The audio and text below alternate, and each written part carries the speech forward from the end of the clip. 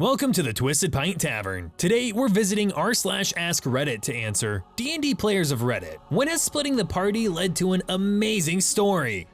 Had a 5-player group in the early 2000s. Human blackguard, 2 half-elves, 1 a ranger rogue, 1 a sorceress druid, a dwarven cleric, and a human fighter.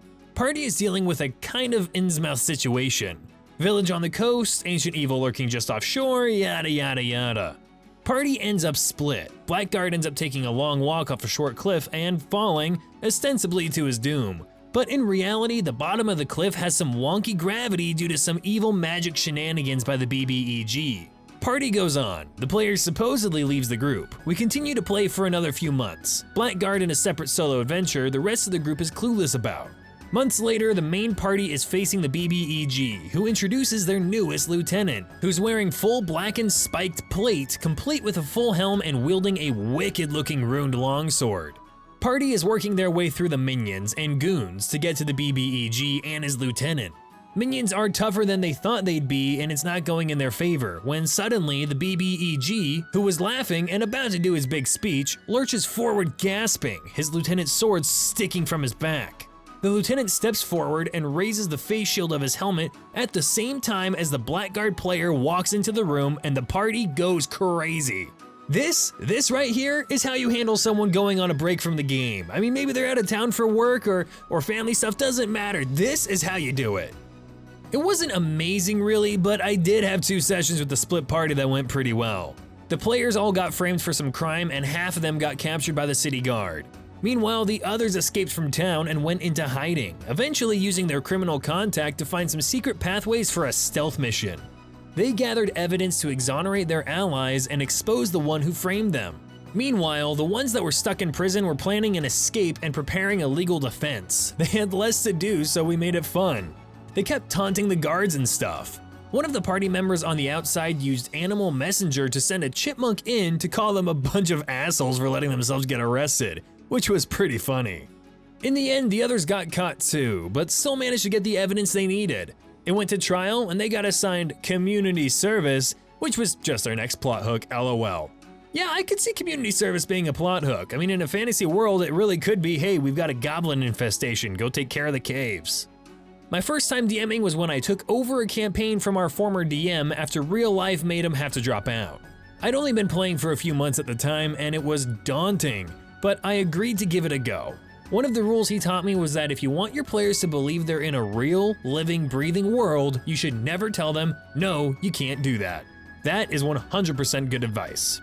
Fast forward a few sessions. I had everything meticulously planned out. First time DM mistake, I know. Without getting too in-depth, the party had to warn some people about something bad about to happen, but there was also a minor crisis going on an island somewhere. The party was supposed to go warn the people, then hit the island later, but one player decided he would go to the island while the rest of the party went to warn the people. I was flabbergasted and unprepared, but I wasn't going to say no, you can't do that. So I improvised, and it led to events and characters that our group still fondly recalls to this day. This was almost 15 years ago.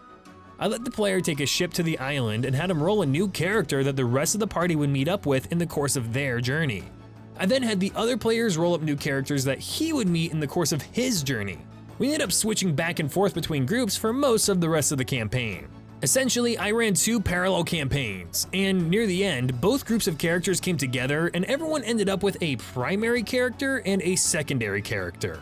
By that time, we'd acquired an airship, and the players would choose which of their characters they wanted to take into the next adventure, while the other characters held down the fort on the airship.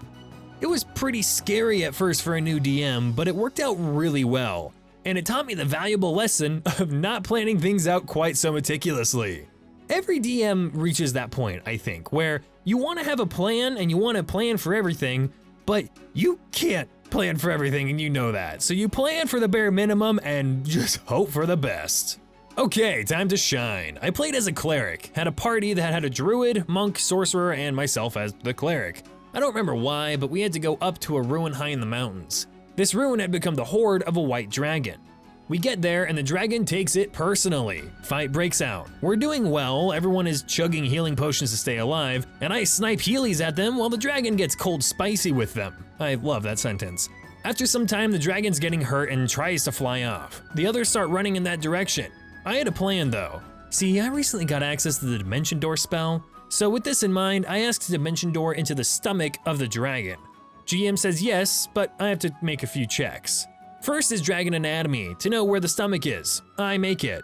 I cast the spell and find myself inside the dragon. Next comes a Strength check, to resist the crushing forces of the dragon's stomach. I pass that. Next is another Anatomy check to make sure I know which way's the mouth and not the ass. I make it. Knowing all of that, I decide to cast Fireball out through the dragon's mouth. I do this for 3 rounds before I feel the dragon touch down. I go 1 more fireball as my friends catch up and wonder why a dragon that was using an ice breath weapon is now spitting fire. The monk gets there first and lands the killing blow. Then they all get the answer to 2 questions. Where did the cleric go? And why was the dragon spitting fire? The answers came in the form of my cleric squirming and crawling out through the mouth of the dead dragon.